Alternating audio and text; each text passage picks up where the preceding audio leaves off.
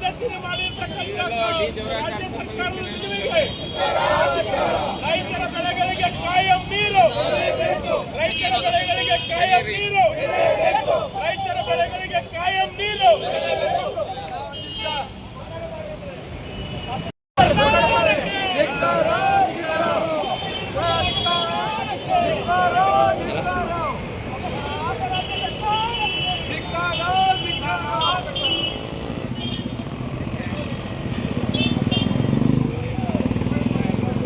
ಬೊಗಸೆ ನೀರನ್ನು ಕೊಟ್ಟಂತ ರಾಜ್ಯ ಸರ್ಕಾರ, ರೈತರಿಗೆ ಬೊಗಸೆ ನೀರನ್ನು ಕೊಟ್ಟಂತ ರಾಜ್ಯ ಸರ್ಕಾರಕ್ಕೆ, ರೈತರಿಗೆ ಬೊಗಸೆ ನೀರನ್ನು ಕೊಟ್ಟಂತ ರಾಜ್ಯ ಸರ್ಕಾರಕ್ಕೆ, ರೈತರಿಗೆ ಬೊಗಸೆ ನೀರನ್ನು ಕೊಟ್ಟಂತ ರಾಜ್ಯ ಸರ್ಕಾರಕ್ಕೆ ಕಟ್ಟು ಪದ್ಧತಿ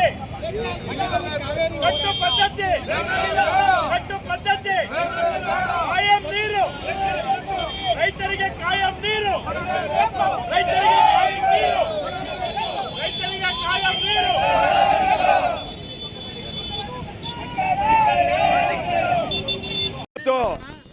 ರೈತ ಸಂಘ ಮತ್ತು ಕನ್ನಡ ಸೇನೆ ಹೋರಾಟದ ವತಿಯಿಂದ ಇವತ್ತು ಹೋರಾಟವನ್ನು ಹಮ್ಮಿಕೊಂಡಿವೆ.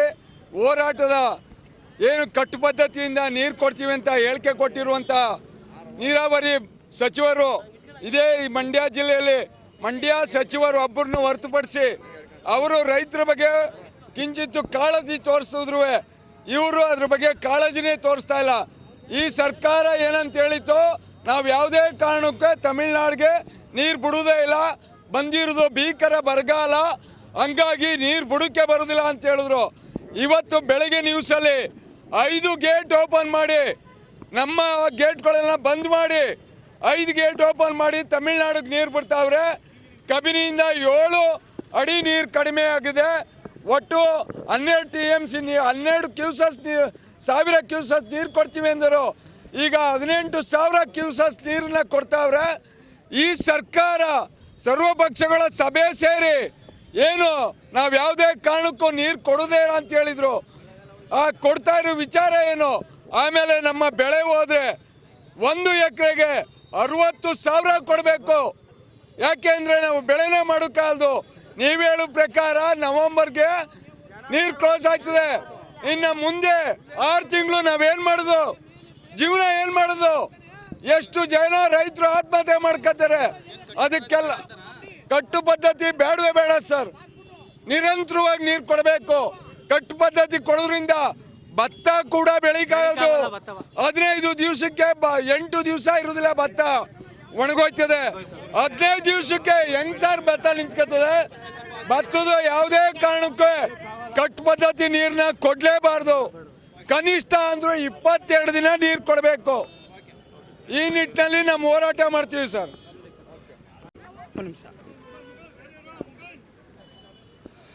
ಇಂದು ಕನ್ನಡ ಸೇನೆ ರೈತ ಸಂಘಟನೆ ನೇತೃತ್ವದಲ್ಲಿ ಕರ್ನಾಟಕ ರಾಜ್ಯ ಸರ್ಕಾರ ರಾಜ್ಯದ ರೈತರಿಗೆ ಮಾತು ತಪ್ಪಿ ವಚನಭ್ರಷ್ಟರಾಗಿರುವ 18,000 ಕ್ಯೂಸಸ್ ತಮಿಳುನಾಡಿಗೆ ಬಿಡ್ತಾ ಇರುವ ಸರ್ಕಾರದ ಕ್ರಮವನ್ನು ಖಂಡಿಸಿ ಇಂದು ನಾವು ಬೊಗಸೆ ನೀರು ಕುಡಿಯೋದರ ಮೂಲಕ ವಿನೂತನ ಪ್ರತಿಭಟನೆ ಮಾಡ್ತಾ ಇದ್ದೇವೆ. ರಾಜ್ಯದ ಮುಖ್ಯಮಂತ್ರಿಗಳೇ, ಈಗಾಗಲೇ ಕಪಿನಿ ಜಲಾಶಯದಲ್ಲಿ 7 ಅಡಿ ಕಮ್ಮಿ ಆಗಿದೆ. ಕಪಿನಿ ಜಲಾಶಯಕ್ಕೆ ಬಾಗಿನ ಅರ್ಪಿಸುವ ಈ ಸಂದರ್ಭಕ್ಕೆ ನೀವು ತಮಿಳುನಾಡಿಗೆ ಬಿಟ್ಟು ಕರ್ನಾಟಕ ರಾಜ್ಯದ ಜನರ ವಚನಭ್ರಷ್ಟರಾಗಿದ್ದೀರಿ. ನಿನ್ನೆ ನಡೆದ ನೀರಾವರಿ ಸಚಿವರ ಕಾವೇರಿ ಕೊಳದ ರೈತರ ಸಭೆ ಮತ್ತು ಶಾಸಕರ ಸಭೆಯಲ್ಲಿ ಮಂಡ್ಯ ವಿಧಾನಸಭಾ ಕ್ಷೇತ್ರ ಶಾಸಕರು ಮಾತಾಡಿದ್ರು ಕೂಡ ಯಾರು ಅವ್ರ ಮಾತಿಗೆ ಧ್ವನಿಗೂಡಿಸದೆ ಕಾವೇರಿ ಕೊಳದ ಜನರ ಅವಮಾನ ಮಾಡುವಂಥ ಕೆಲಸವನ್ನು ಮಾಡಿದ್ದಾರೆ.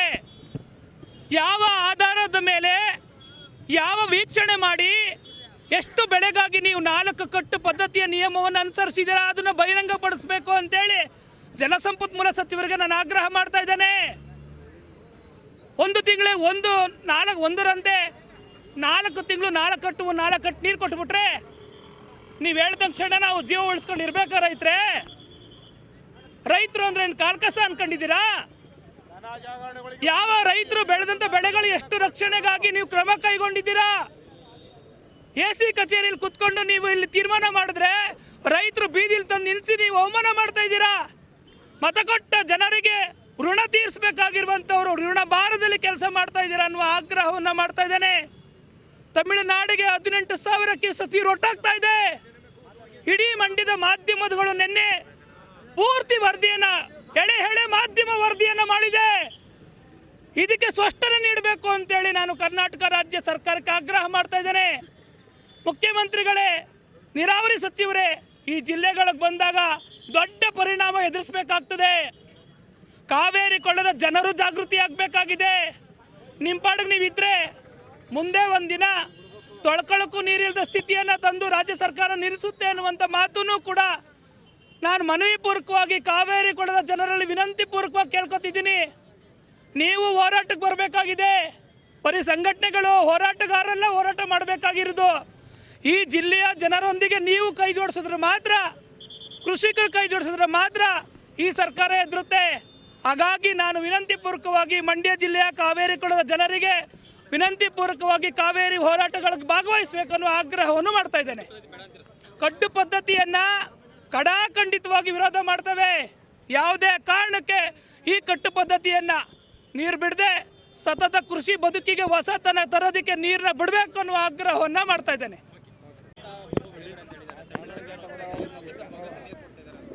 ಇದು ನಮ್ಮ ಕನ್ನಡ ನಾಡಿನ, ಅದರಲ್ಲೂ ವಿಶೇಷವಾಗಿ ಕಾವೇರಿ ಕೊಳ್ಳದ ರೈತರ ದೌರ್ಭಾಗ್ಯ ಅಂತಲೇ ಹೇಳಬೇಕು. ಕನ್ನಂಬಾಡಿ ಕಟ್ಟೆ ಕಟ್ಟಿದ್ದ ಮಹಾರಾಜರು ಅವರ ಅರಮನೆ ಒಡವೆನ ಅಡಮಡಗಿ ತಮಿಳ್ನಾಡಿಗೆ ನೀರು ಬಿಡೋಕ್ಕಲ್ಲ. ಇವತ್ತು ನಮ್ಮ ರೈತರ ಹಿತವನ್ನು ಕಾಪಾಡಬೇಕಾದಂಥ ಸರ್ಕಾರ ನಾವು ಯಾವುದೇ ಕಾರಣದಲ್ಲೂ ರೈತರ ಕೈ ಬಿಡೋಲ್ಲ, ನಿಮ್ಮ ಒಟ್ಟಿಗೆ ನಾವು ಇದ್ದೇವೆ ಅಂತೇಳಿ ಬಡಾಯಿ ಕೊಚ್ಕೊಂಡು ಇವತ್ತು ಕಟ್ಟು ಪದ್ಧತಿಯಲ್ಲಿ ನೀರು ಬಿಡ್ತೀವಿ. ನೀವು ಅರೆ ಕುಷ್ಕಿ ಬೆಳೆ ಬೆಳೀರಿ, ಭತ್ತ ಕಬ್ಬು ಹಾಕ್ಬೇಡಿ, ಹುರುಳಿ ಬೆಳೀರಿ ಅಂಥೇಳಿ ನಮ್ಮ ಈ ಭಾಗದ ರೈತರ ಕೈಗೆ ಚಿಪ್ಪು ಕೊಟ್ಟಂಥ ಸರ್ಕಾರ ಅಂತಂದರೆ ಇದು ಅತಿಶಯೋಕ್ತಿ ಅಲ್ಲ. ಈ ಕೂಡಲೇ ಏನು ಕಟ್ಟೆ ಪದ್ಧತಿಯಲ್ಲಿ ನೀರು ಬಿಡ್ತೀವಿ ಅಂತ ಹೇಳಿದ್ರಲ್ಲ, ಅದನ್ನು ಪುನರ್ವಿಮರ್ಶೆ ಮಾಡಿ ಸಂಪೂರ್ಣವಾಗಿ ನಮ್ಮ ಬೆಳೆಗಳಿಗೆ ನೀರನ್ನು ಹರಿಸ್ಬೇಕು. ಇಲ್ಲದೇ ಹೋದರೆ ನಾವು ಕರ ನಿರಾಕರಣೆ ಚಳುವಳಿಯನ್ನು ಇಡೀ ಕಾವೇರಿ ಕೊಳ್ಳದಲ್ಲಿ ನಾವು ಮಾಡಬೇಕಾಗುತ್ತೆ. ಯಾರೂ ಕೂಡ ರೈತರು ಟ್ಯಾಕ್ಸ್ ಕಟ್ಟಬಾರ್ದು ಅನ್ನೋ ಒಂದು ಆಂದೋಲನವನ್ನು ನಾವು ಕೈಗೆತ್ತಿಕೊಳ್ಬೇಕಾಗುತ್ತೆ ಅನ್ನೋ ಎಚ್ಚರಿಕೆಯನ್ನು ಇವತ್ತು ಸರ್ಕಾರಕ್ಕೆ ಕೊಡ್ತಾ ಇದ್ದೀವಿ. ಮತ್ತು ಏನು ಬೆಳೆದು ನಿಂತಿರ್ತಕ್ಕಂಥ ಬೆಳೆಗಳಿಗೆ ನೀರು ಕೊಡಬೇಕು. ಹೊಸ ಬೆಳೆಗಳಿಗೆ ಸಂಪೂರ್ಣವಾಗಿ ನಾವೇನು ಸಾಂಪ್ರದಾಯಿಕವಾಗಿ ನಾವು ಬೆಳೆ ಬೆಳೀತಿದ್ವಿ, ಕಬ್ಬು ಭತ್ತ, ಅದಕ್ಕೆ ನೀರು ಕೊಡಬೇಕು. ಇಲ್ಲವಾದರೆ ಈ ಸರ್ಕಾರದ ವಿರುದ್ಧ ಕರ ನಿರಾಕರಣೆ ಚಳವಳಿಯನ್ನು ಹಮ್ಮಿಕೊಳ್ತೀವಿ ಅನ್ನೋ ಎಚ್ಚರಿಕೆ ಕೊಡ್ತಾ ಇದ್ದೀವಿ.